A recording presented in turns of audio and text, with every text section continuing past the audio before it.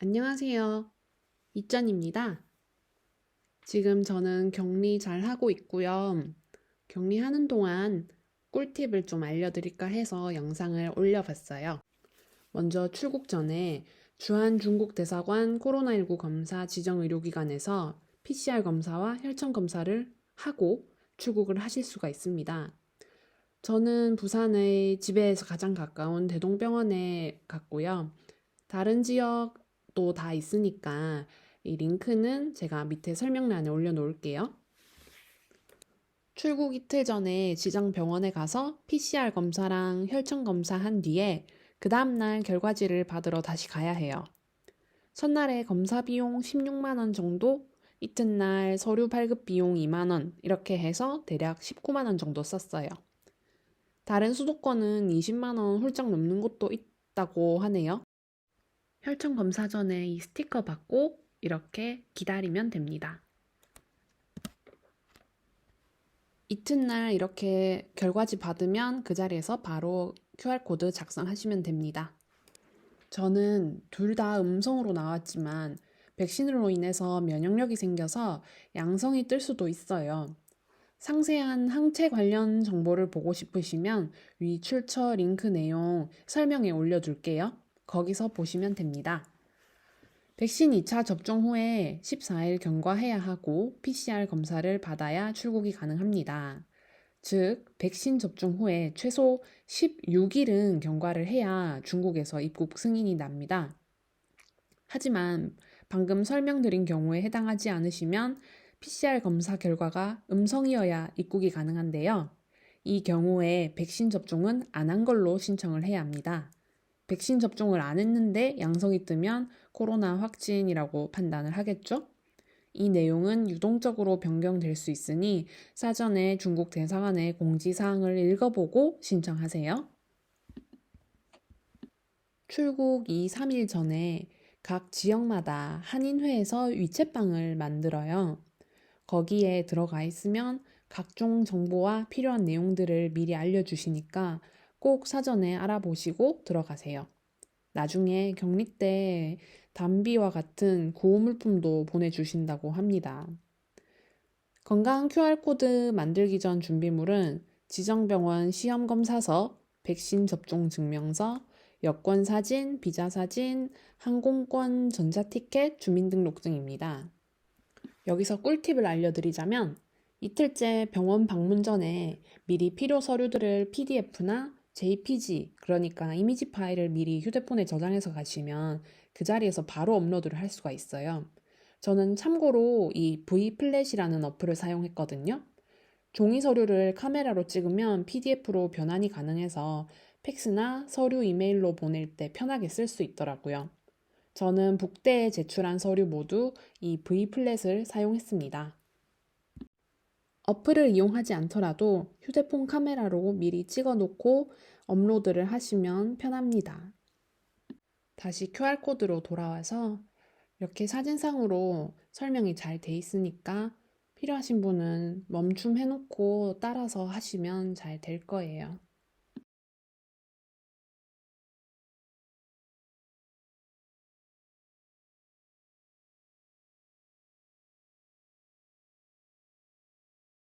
제출을 하고 나면 이렇게 그린 코드를 받게 되거든요. 그러면 이제 출국 준비 완료입니다.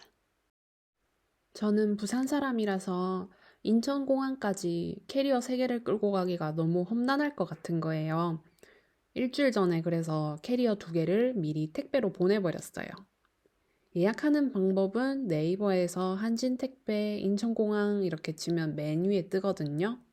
그럼 이렇게 입력하시면 예약한 날짜에 택배 기사님이 수거하러 오실 거예요. 그리고 2, 3일 있으니 짐이 잘 도착했다고 이런 카톡 메시지가 오더라고요. 저는 대형 2개로 24,000원으로 지불을 했어요.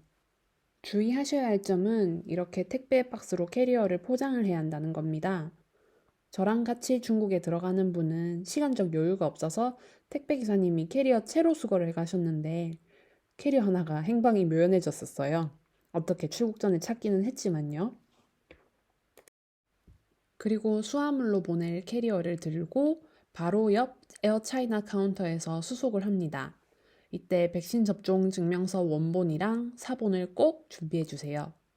사본을 안 가지고 오셨다면 입구 쪽에 안내 데스크에 프린터기가 있긴 하지만 짐도 많고 챙겨야 할 게 한두 가지가 아니니까 미리 챙겨가세요. 수화물을 붙이고 탑승권을 받으신 후에 또 다른 난관이 있는데요. 앞에서 세관 신고 위챗 QR코드를 또 작성해야 합니다. 이때 입력해야 할 정보들이 복잡한데 저도 바빠서 영상에 담지를 못해서 너무 아쉬워요. 이때부터 두 가지가 저한테 절실히 필요했는데요.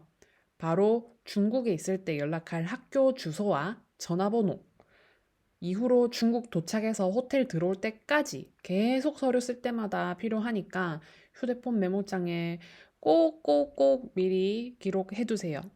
저는 자꾸 까먹어서 가방 열어서 서류 열어보고 또 열어보고 그랬거든요. 앞의 위챗 QR코드를 다 작성하고 나면 이렇게 검이라는 도장을 찍어주는데요. 이 종이는 비행기 탑승할 때 다시 가져갑니다. 비행기에서 내리면 아까 캡처한 QR코드를 보여줘야 합니다. 휴대폰 유심칩을 구매해오지 않으셨다면 다시 위챗을 켜서 QR코드를 불러오는데 어려움이 있으니 미리 캡처를 말씀드린 거였어요. 그리고 또 한 번 PCR 검사를 합니다. 검사하고 이제 세관으로 넘어가는데요. 세관에서 또 한 번 중국 내 연락처랑 주소를 적는 종이를 받았어요. 이때 저는 또 한 번 가방을 풀어서 학교 주소랑 연락처를 받고요. 세관을 지나고 이제 다른 사람들이랑 같이 버스를 타야 하니까 다 나올 때까지 기다려야 해요. 그리고 짐을 찾고 버스를 타러 갑니다. 버스 타서도 한두 시간을 기다렸어요. 이렇게 버스 한 대 한 대가 경찰차 호송을 받아서 움직이는데요. 제가 입국한 날은 공항버스 총 3대로 호텔까지 움직였고 호텔까지 가는데 걸리는 시간은 한 40분 정도였어요. 오후 1시 비행기로 인천에서 출발해서 베이징 호텔에 도착하니까 7시 조금 넘었었는데요. 호텔 도착해서도 앞에 버스 사람들이 다 내리고 나면 내릴 수 있기 때문에 또 기다려야 해요. 기다리는 동안 여권번호, 중국 내 연락 가능한 사람의 전화번호, 거주할 주소, 저 같은 경우는 여기에 학교 주소를 적었어요. 그리고 또 한 번 위챗으로 QR코드 스캔 후에 같은 정보들을 입력해야 해요.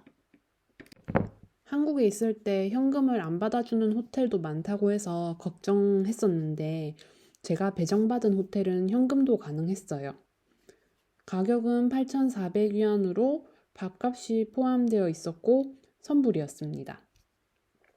격리 시 꼭 필요한 준비물은 3주를 감안한 먹거리랑 설거지나 빨래할 수 있는 용품들이랑 수건, 수저, 세면도구, 샤워기 필터, 과도, 전자체온계, 그리고 가장 중요한 멀티포트입니다. 그리고 넷플릭스나 유튜브 영상을 보실 거면 노트북이랑 TV를 연결할 HDMI 선이나 인터넷 랜선도 같이 챙겨 오시면 좋을 것 같아요.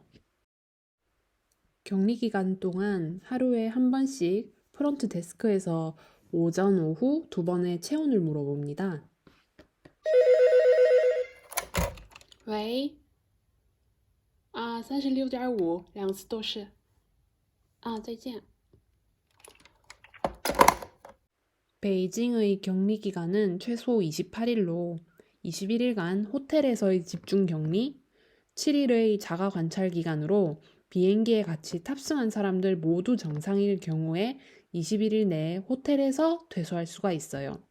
슬프지만 PCR 검사 결과가 양성이 뜨거나 기내에 확진자가 있었다면 격리 기간이 늘어날 수도 있고요.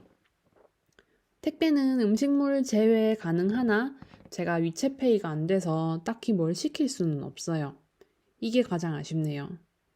컵라면이랑 챙겨오기는 했는데 격리 음식이 다행히 제 입맛에 맞아서 아직 먹진 않았고요. 그치만 나왔던 음식이 계속 반복해서 나오니까 먹을거리, 티 이런 거 많이 들고 오시는 거 추천합니다. 이상으로 저의 영상을 마칠게요. 다음에는 또 다른 영상으로 찾아올게요. 안녕.